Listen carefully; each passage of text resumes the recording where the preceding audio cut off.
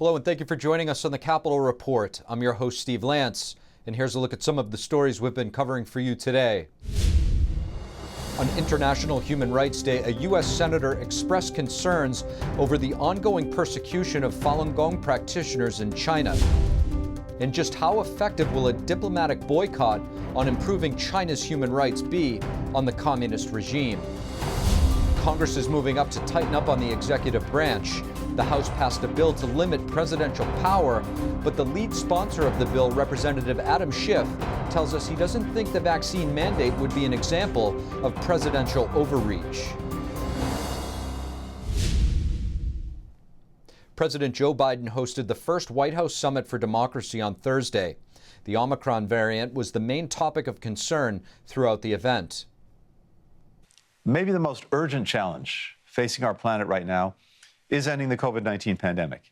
Secretary Blinken called for unified democratic action against the coronavirus. So far, Omicron has spread to over 60 countries around the world, including the United States.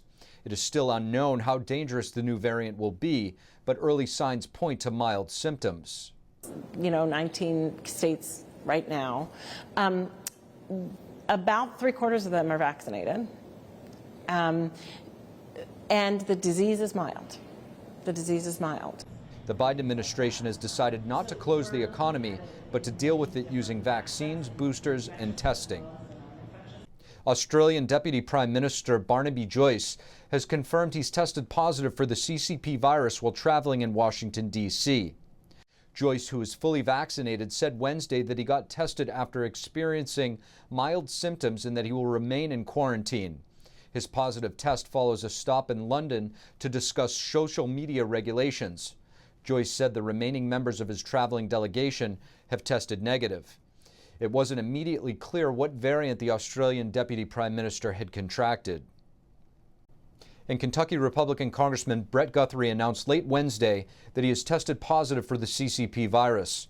He said he's fully vaccinated and only has mild symptoms.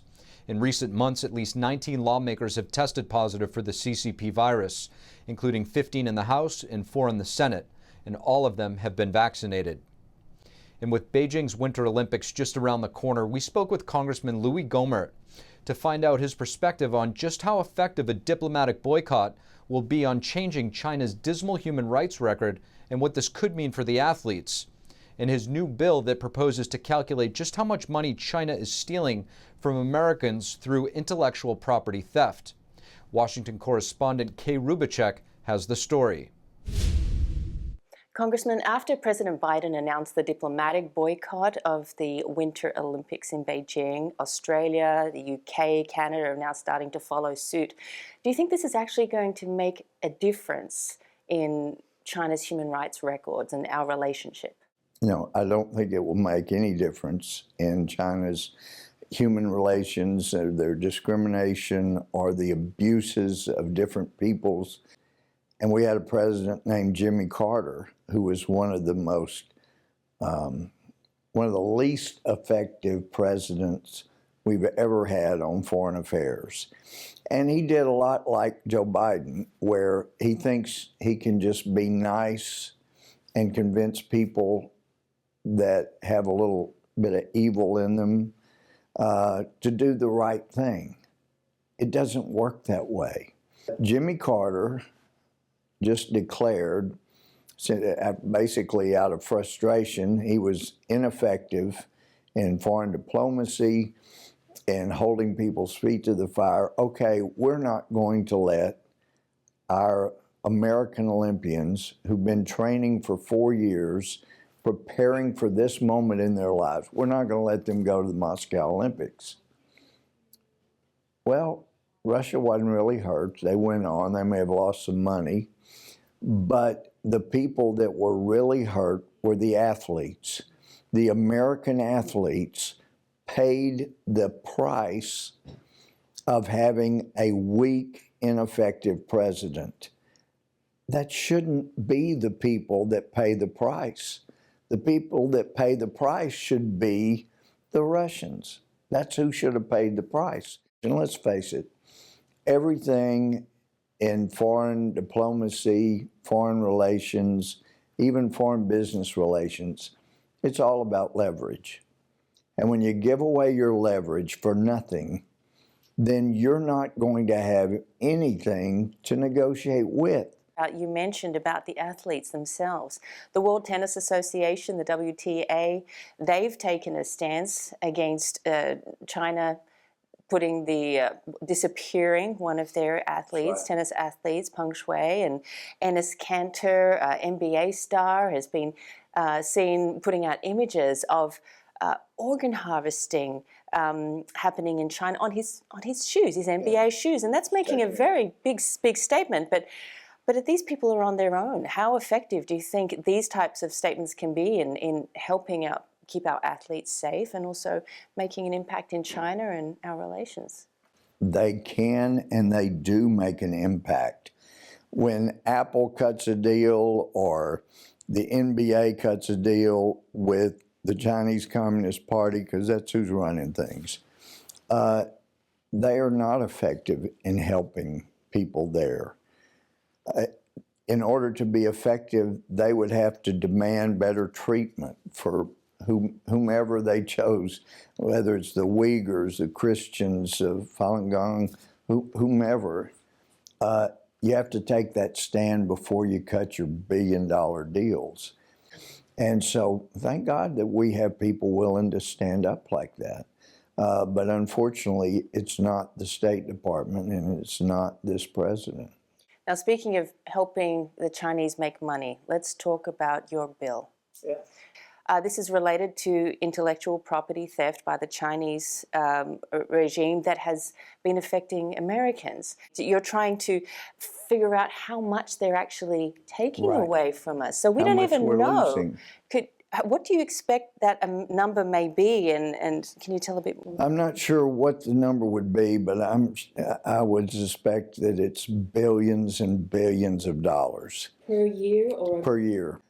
The founders, they knew if we can protect intellectual property and people can make money. Now, we won't give a monopoly indefinitely, but for a period of years, you'll be the only one that has the right to your design or your invention.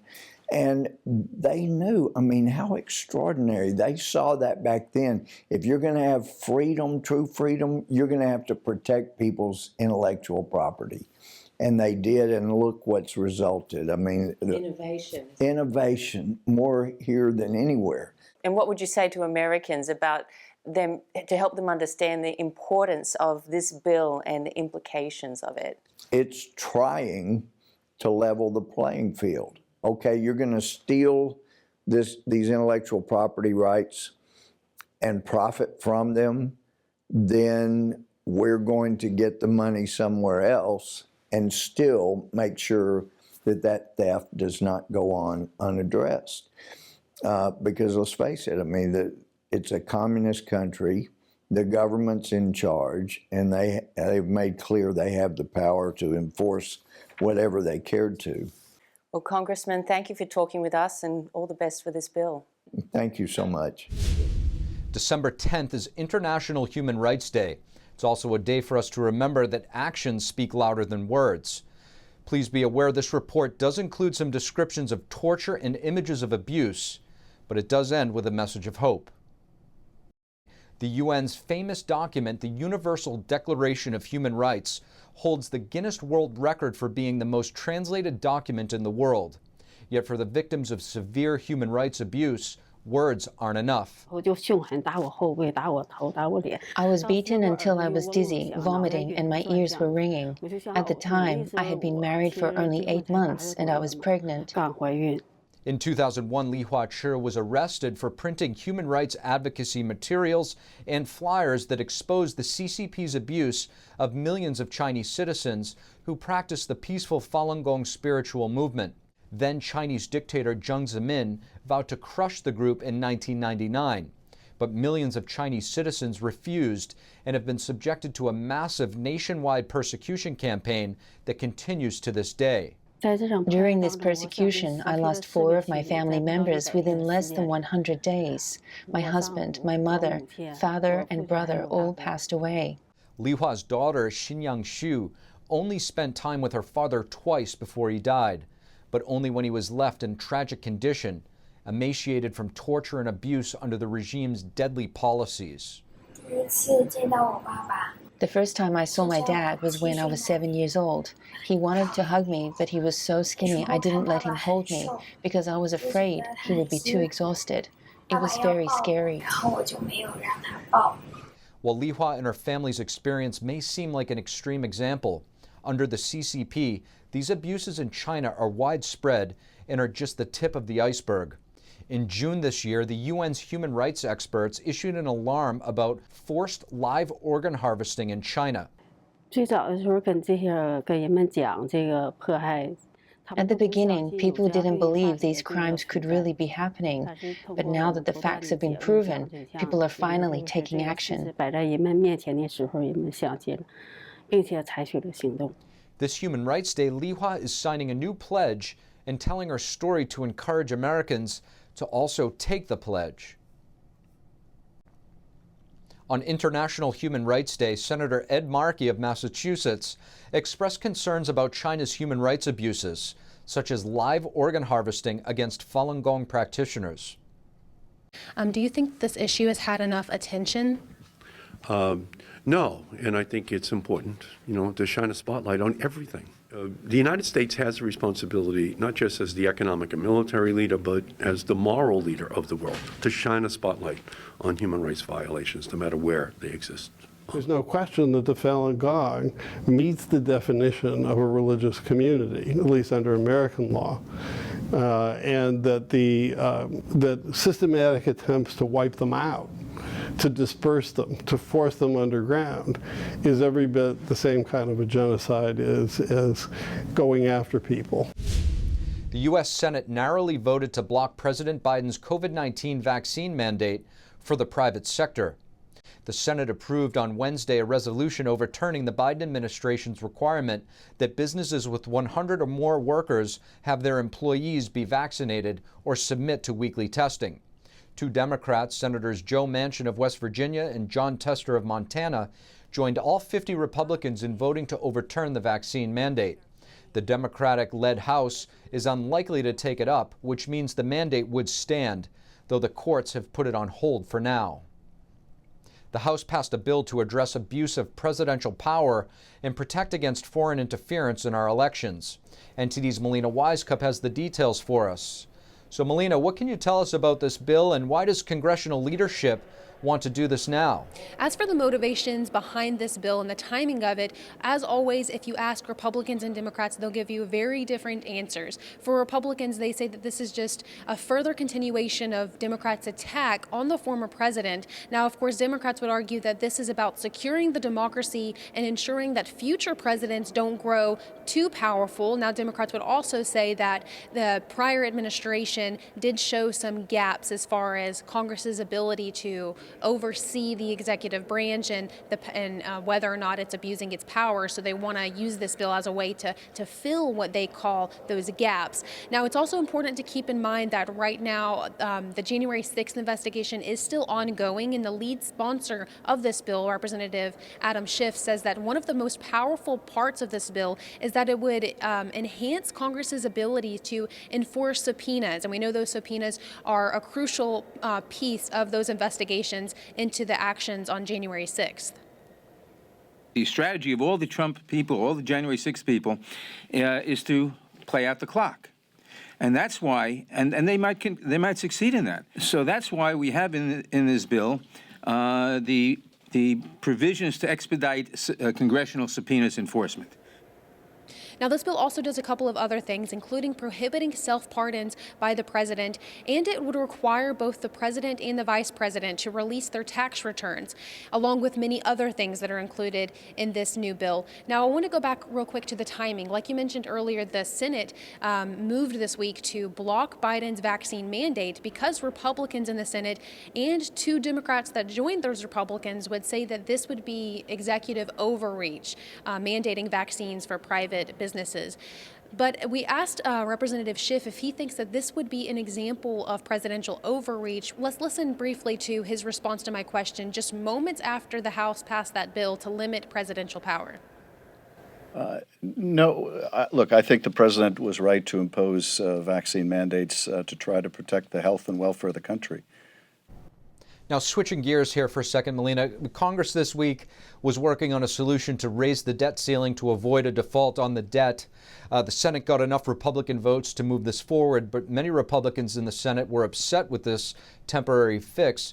What exactly is going on here?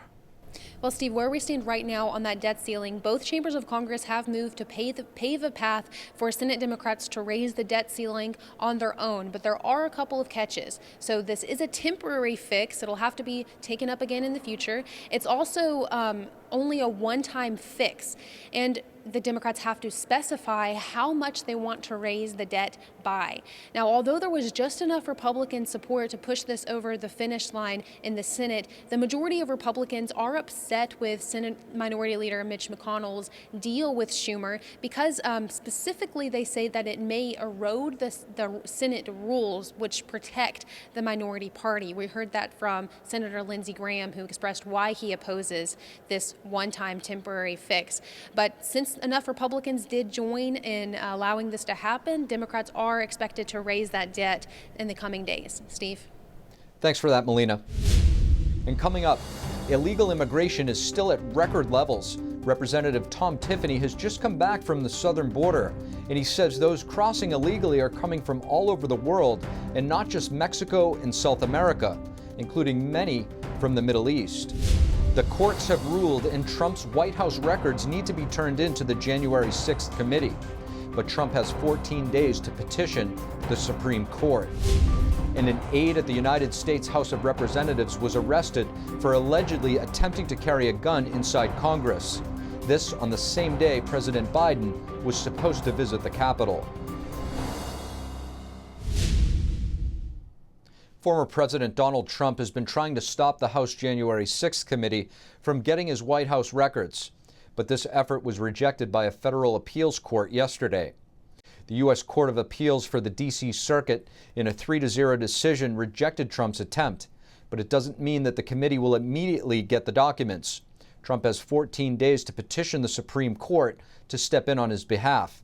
Trump's attorney, Justin Clark, said in November that they would try to take the case up to the Supreme Court if they lost.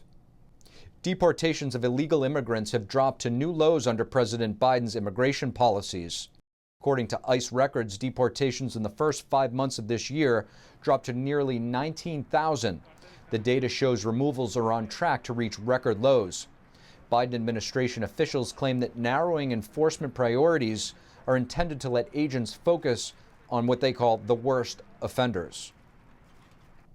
Wisconsin Congressman Tom Tiffany has been to the southern border on multiple occasions and was just there in November with fresh eyes on the ongoing surge of illegal immigration on our southern border. Congressman Tom Tiffany, thank you so much for joining us on the Capitol Report. Good to join you here. Absolutely. Now, Congressman, the issue of immigration, illegal immigration on our southern border has kind of gotten swept under the rug with so much other things that have been going on. You've been down to the border as recent as just November. Can you tell us what's going on there? You've laid eyes down there. Is it still an issue? How big of an issue is it? Yeah, between the debacle in Afghanistan, inflation, and other things, sometimes the border gets set aside. And I've been trying to make sure that it isn't, because it really is, I believe, the top issue here in the United States. So I've made multiple trips down to the border, including a couple trips to Texas this year, and of course went down to Panama earlier this year also. So I've really had a chance to see. I saw Arizona last year in 2020 when the border wall was working. When we heard from the Border Patrol that the Trump-era controls that were put in place on the border were working, interdictions were down significantly. And then you fast forward to the first trip I made this year in early April down to McAllen, Texas, and you could see it had all fallen apart. And how big of a national security issue is this? Are we seeing people from the Middle East? I mean, people talk about unvetted Afghans coming in here. These are unvetted people. Where are they coming from? Yeah. You're seeing people from all over, from Africa, the Middle East. We saw people coming from Eastern Europe also, and hearing stories about people from all over the world are coming through, and it is a huge national security concern. Meanwhile, when you look at the humanitarian situation down there, it's horrible. People are dying. We estimate about 10% that try to make the trip through the Darien Gap are dying during that trip. We heard anecdotal stories from people coming through the gap. They said, we're walking over bodies. We heard from the villagers at Bajo Chiquito. They would see babies washing down the river face down. So the humanitarian part of it is bad enough, but it's even worse with the national security risk. And that's the thing that I've really been emphasizing to my colleagues here in Congress, is that this is a huge opening for national security concerns with bad people that can come into the United States very easily at this point. Now, Congressman, I want to switch gears for a second and talk to you about the issue of China. There's recently been the diplomatic boycott that the Biden administration has imposed on the Beijing Olympics. Do you think that that's enough? Do you support this effort? Yeah, I think that was I think that was an important action that the Biden administration took. I do think that we should not participate in the Olympics in China. I mean, when you have a country that has an ethnic population like the Uyghurs who are in virtual concentration camps, when we hear the horror stories of how they're abusing people in Western China, we cannot allow that to stand without taking strong action against those efforts. And it's really important that we see some multinational corporations, I mean, take Nike, for example, which still is not standing up to China. They're putting their profits ahead of human rights. And we need to make sure that we're also pressuring those multinational corporations who have chosen to turn a blind eye to China. They also it needs to be made very clear to them they cannot do that, because China is very dependent. Also, while those companies do very well as a result of working with China, there's also a price to be paid for by China if these companies say, we will not accept your practices. So it takes us all working together, whether it's small or large corporations, whether it's countries around the world. We all need to say with one voice, China, you must respect human rights. You have not, you need to do that. Congressman Tom Tiffany, thank you. It's good to be here today. An aide in the House of Representatives was arrested on Thursday for allegedly attempting to carry a gun inside Congress. Jeffrey Allsbrooks is a 57-year-old staffer with the House Chief Administrative Office. He had passed through the Longworth House office building security when a handgun was spotted on the security's X-ray screen. Allsbrooks was arrested and says that he forgot the gun was in his bag. The incident came on the same day President Joe Biden was scheduled to pay a visit to the Capitol. At least a dozen major U.S. cities have already set annual murder records in 2021, even with several weeks remaining in the year. Philadelphia, one of the largest cities in the United States, saw 525 murders in 2021. Earlier this month, Philadelphia Mayor Jim Kenney condemned the rising number of murders, saying it's terrible to every morning get up and have to go look at the numbers and then go look at the news and see the stories. Many cities throughout the nation also broke their previous homicide records, including Portland, Austin, and Columbus. Chicago still leads the United States with more than 730 murders so far this year. As families are getting ready to fly for the holidays, they may be hit with airline fees for baggage and schedule changes. These fees have increased tremendously over the past decade, and lawmakers on Capitol Hill are now pushing for more government regulation to keep the fees down.